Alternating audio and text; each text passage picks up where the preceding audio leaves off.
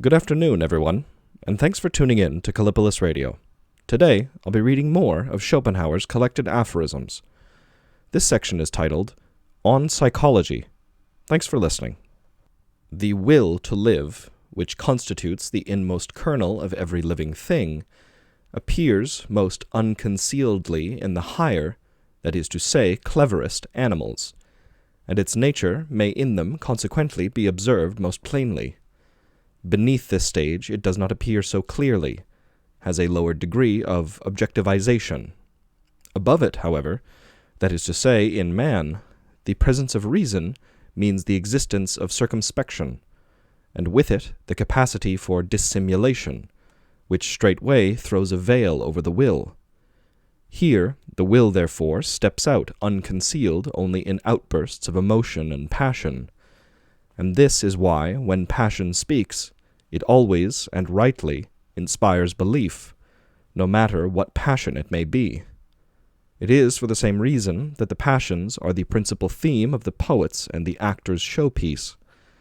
It is on the previously mentioned fact, however, that our pleasure in dogs, monkeys, cats, etc. depends. It is the perfect naivete of all their actions which so delights us. Many things attributed to force of habit depend rather on the constancy and unalterability of our primary and inborn character, in consequence of which, under similar circumstances, we always do the same thing, with the same necessity the 100th time as the first time. Genuine force of habit, on the other hand, really derives from the inertia, which wants to spare the intellect and the will the labor, difficulty, and sometimes the danger involved in making a fresh choice, and which therefore lets us do today what we did yesterday, and 100 times before that, and what we know will meet the case. The truth of the matter, however, lies deeper, for it is to be understood in a more particular sense than seems to be the case at first sight. That which is to the body, in so far as it is activated by purely mechanical causes, the force of inertia, is to the body, which is moved by motivations, the force of habit. The actions we perform out of pure habit really occur without any individual, special motivation, which is why we do not really think about them while we are performing them. Only the first instance of any action which has become a habit was motivated. The secondary after-effect of this motivation constitutes the present habit, which suffices to perpetuate the action in the same way as a body which has been set in motion by a thrust needs no farther thrust to keep it in motion, but will go on for all eternity provided it encounters no obstruction. The same applies to animals, in that their training is an enforced habit. The horse passively pulls its cart on and on without being driven. This motion is still the effect of the blow of the whip which first sent it off, perpetuated as habit according to the law of inertia. All this is really more than a mere metaphor. The things are identical. They are the will at very different stages of its objectivization, which, just because it conforms with the same law of motion, assumes such differing shapes. Viva muchos años is a common greeting in Spanish, and the wish for a long life is very customary all over the world. This is no doubt to be explained, not by a knowledge of what life is like, but of what man is like in his intrinsic nature, namely, the will to live. Every parting is a foretaste of death, and every reunion a foretaste of resurrection. That is why even people who were indifferent to one another rejoice so much when they meet again, after 20 or 30 years. The reason the sudden announcement of a great piece of good fortune can easily prove fatal is that happiness and unhappiness is no more than the ratio between what we demand and what we receive, so that we are not sensible of the goods we possess, or are quite certain of possessing as such, because all enjoyment is really only negative, only has the effect of removing a pain, while pain or evil, on the other hand, is the actual positive element and is felt directly. With possession, or the certain prospect of it, our demands straightway increase, and this increases our capacity for further possessions and wider prospects. If, on the contrary, constant misfortune has contracted our spirit and reduced our demands to a minimum, we lack the capacity to receive a sudden piece of good fortune. For, since it meets with no existing demands which neutralize it, it produces an apparently positive effect, and thus acts with its full force, so that it can burst the spirit asunder, i.e., prove fatal. Hope is the confusion of the desire for a thing with its probability. He who is without hope is also without fear. This is the meaning of the expression desperate. For it is natural to man to believe true what he desires to be true, and to believe it because he desires it. If this salutary and soothing quality in his nature is obliterated by repeated ill fortune, and he is even brought to the point of believing that what he does not desire to happen must happen, and what he desires to happen can never happen, simply because he desires it, then this is the condition called despair. There is an unconscious appositeness in the use of the word person to designate the human individual, as is done in all European languages, for persona really means an actor's mask, and it is true that no one reveals himself as he is. We all wear a mask and play a role.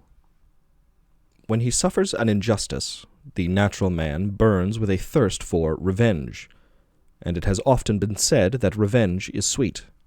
This fact is confirmed by the many sacrifices that have been made simply for the sake of revenge, and without any idea of gaining recompense. I should like to attempt a psychological explanation of this. No suffering laid upon us by nature or chance or fate is so painful as that inflicted by the will of another.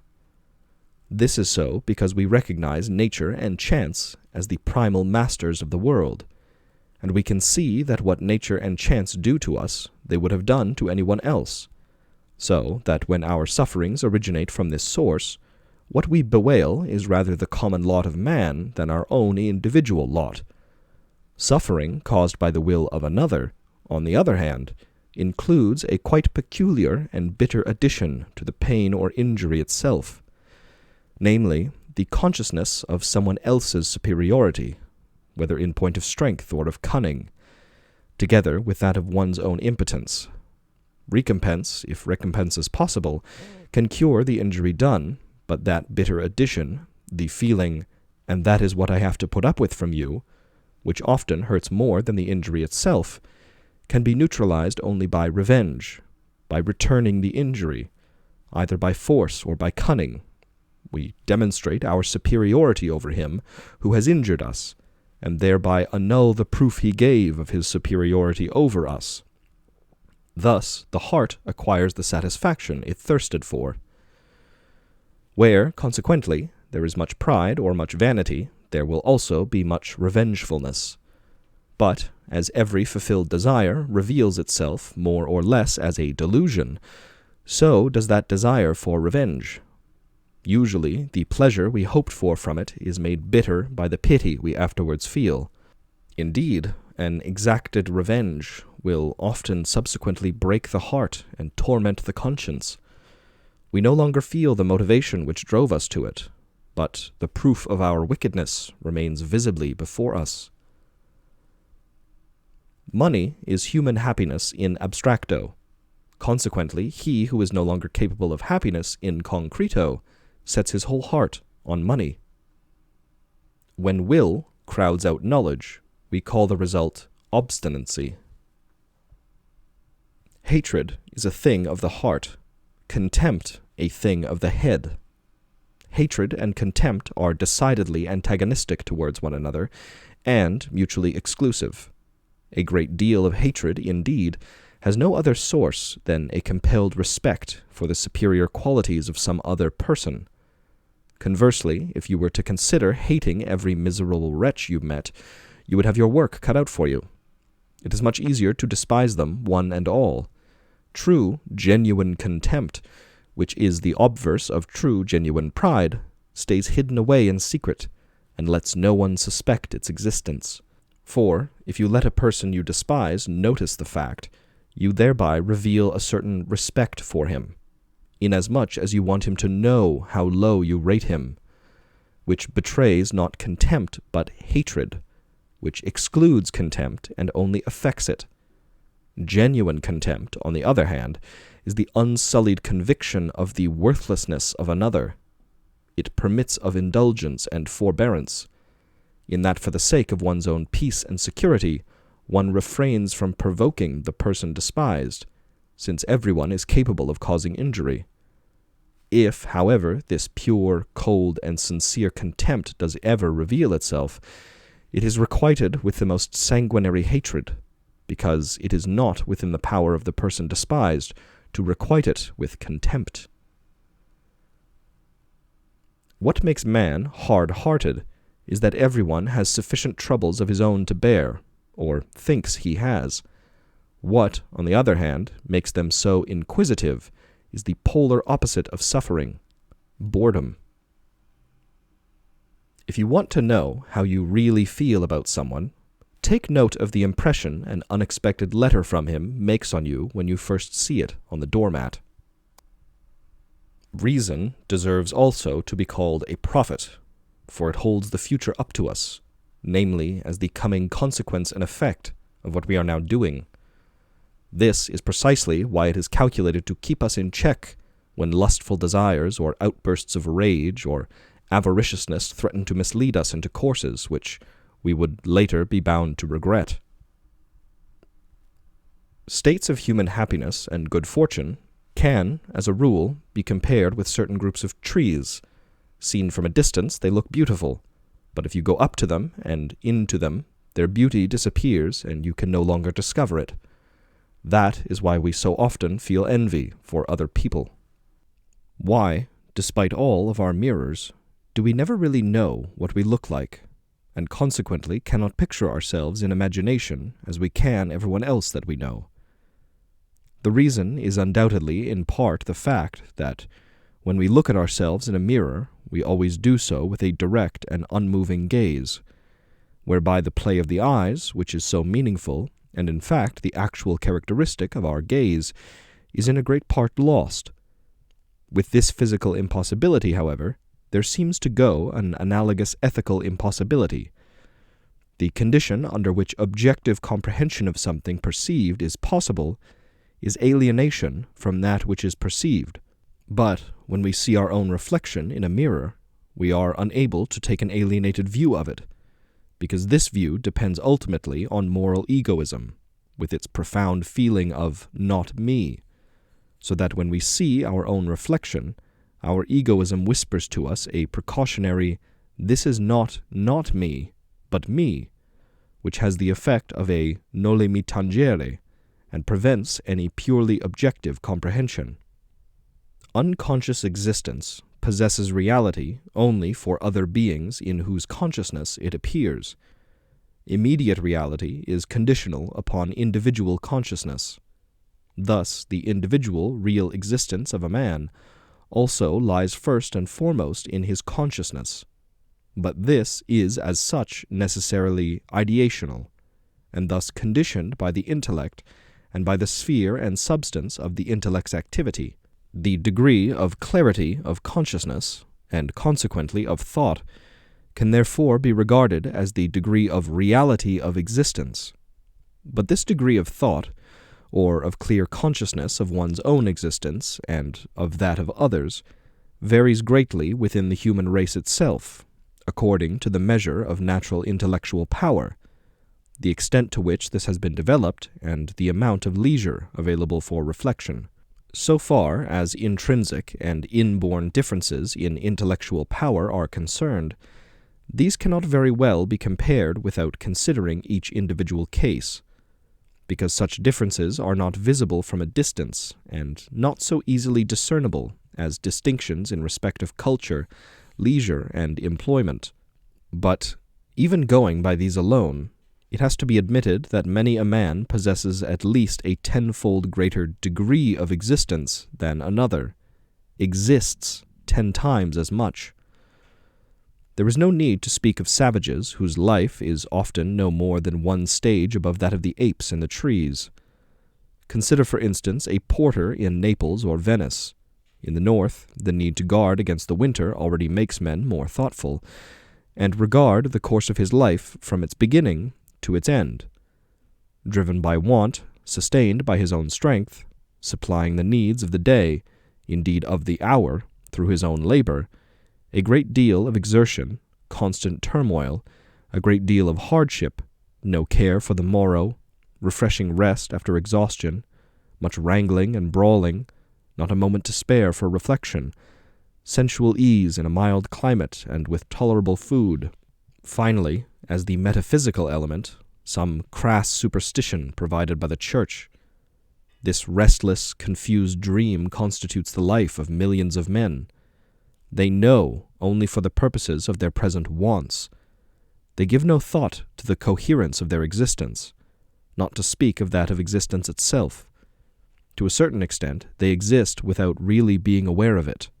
Now, consider the prudent, sensible merchant, who passes his life in speculations, cautiously carries out well-considered plans, establishes his house, makes provision for wife, child, and heirs, and also takes an active part in public affairs. This man obviously exists with very much more consciousness than the former, i.e., his existence possesses a higher degree of reality. Next, observe the scholar, one, for instance, who explores the history of the past. This man will be conscious of the existence of the whole, beyond the era of his own existence, beyond his own person. He ponders the course of the world. And finally, the poet, and even more, the philosopher, in whom thought has attained such a degree that, neglecting individual phenomena in existence, he stands in wonder before existence itself, before this mighty sphinx, and makes of it his problem. Consciousness has in him risen to such a degree of clarity that it has become universal consciousness, through which, in him, idea has stepped beyond all relation to the service of his will, and now holds up to him a world which challenges him rather to investigation and contemplation than to involvement in its activities. If, now, degrees of consciousness are degrees of reality, then when we call such a man the most real being, the phrase will have sense and meaning. Why is common an expression of contempt? Uncommon, exceptional, one of approval? Why is everything common contemptible? The original meaning of common is that which pertains to all, i.e., to the entire species. Consequently, he who possesses no further qualities than those pertaining to the human species in general is a common man. For what value can be possessed by a being which is no different from millions of his kind? Millions? An infinity, rather, an endless number of beings ceaselessly spurred forth by nature out of its inexhaustible well in saecula saeculorum, as generous with them as the blacksmith is with sparks. I have often argued that, while animals possess only a species character, man alone receives an actual individual character. Yet in most people there is only very little that is truly individual. They can be almost entirely divided into classes. Their desires and thoughts, like their faces, are those of the whole species, or at any rate of the class of man to which they belong, and are for that reason very trivial, everyday, common, thousandfold repeated. What they say and do can likewise usually be predicted in advance with a fair degree of accuracy. They have no individual quality, they are factory-made.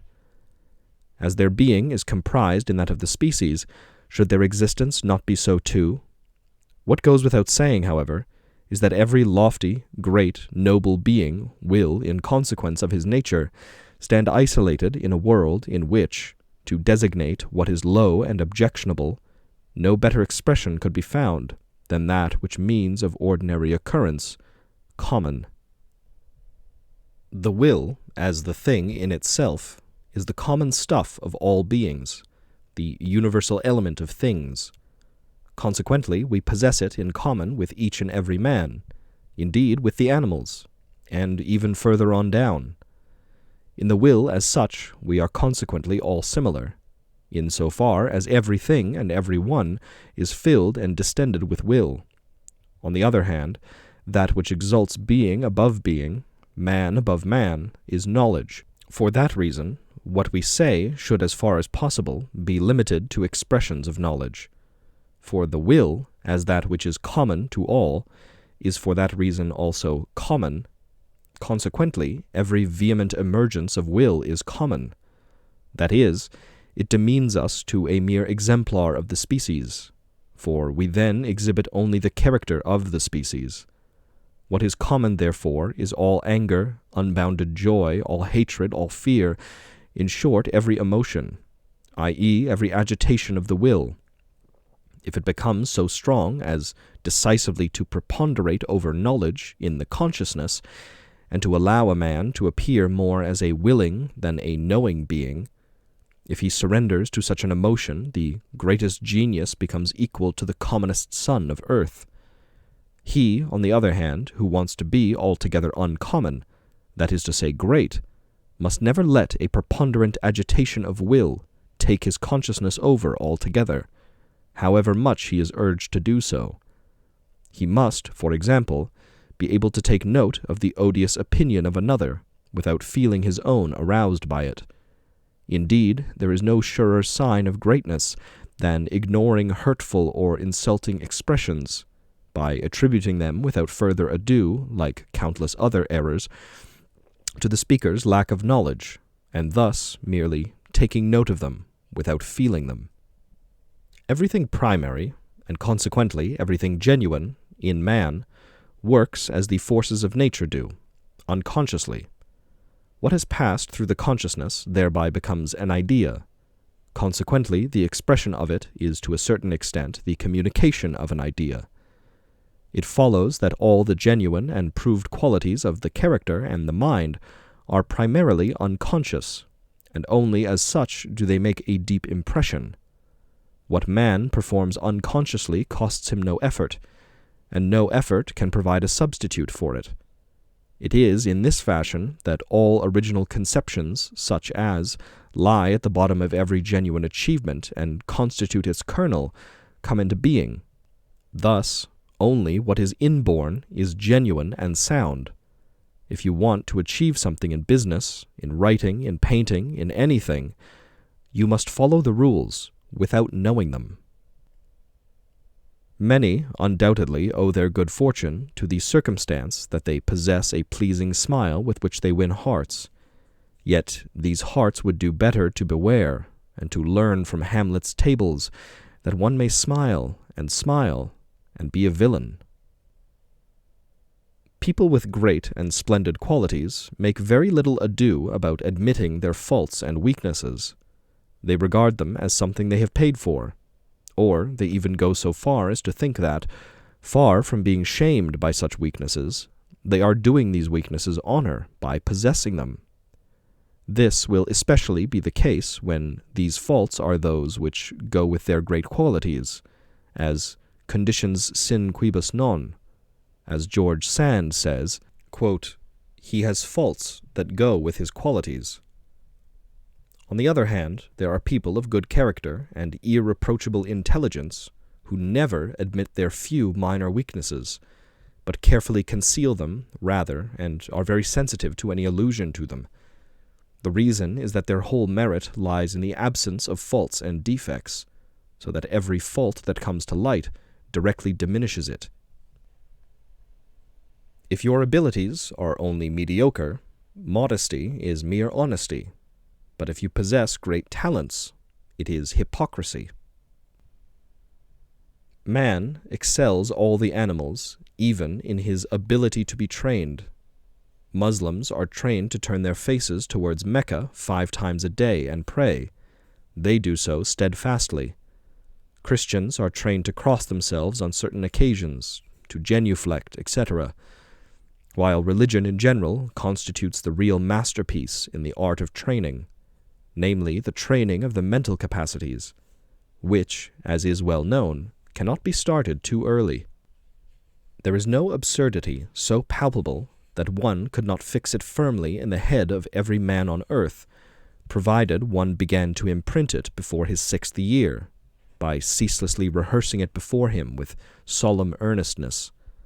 For the training of men, as of animals, can be completely successful only in early youth. To possess a great deal of imagination means that the perceiving function of the brain is sufficiently strong not invariably to require stimulation by the senses in order to become active. The imagination is, consequently, the more active the fewer perceptions from without are transmitted to us by the senses. Protracted solitude in prison or in a sickbed, silence, twilight, darkness are conducive to it. Under their influence it comes into play without being summoned.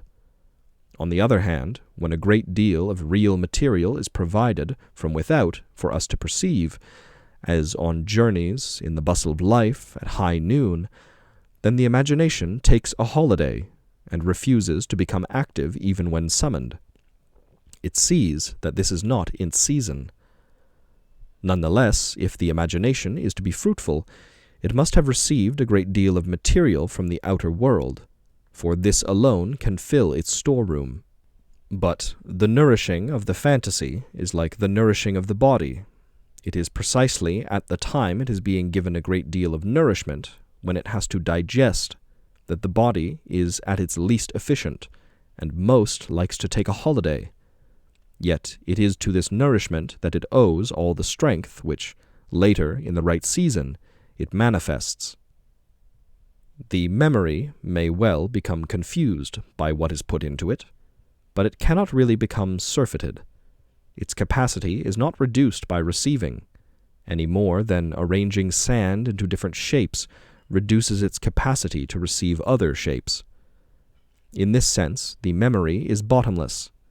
Yet the more knowledge you possess, and the more multifarious it is, the more time you will require to find in your memory precisely what it is that you want, because you will then be like a storekeeper who is trying to find one particular article in a large and variously stocked store. Or, to speak correctly, because out of the very large number of trains of thought possible to you, you have to call up precisely that train, which by virtue of previous exercise leads to the desired memory. For the memory is not a storeroom for preserving things. It is only the capacity for exercising the mental powers. The head possesses knowledge only potentia, not actu. People of very great ability will, as a rule, get on better with people of very limited ability than they will with people of ordinary ability, for the same reason as the despot and the plebeian, the grandparents and the grandchildren, are natural allies. People need external activity because they have no internal activity. Where, on the contrary, the latter does exist, the former is likely to be a very troublesome, indeed execrable annoyance and impediment. The former fact also explains the restlessness of those who have nothing to do, and their aimless traveling. What drives them from country to country is the same boredom which, at home, drives them together into such crowds and heaps that it is funny to see.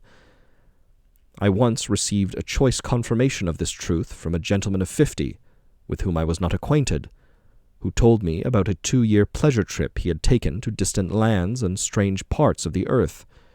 When I remarked that he must have endured many difficulties, hardships, and dangers, he replied very naively, without hesitation or preamble, but as if merely enunciating the conclusion of a syllogism, "I wasn't bored for an instant."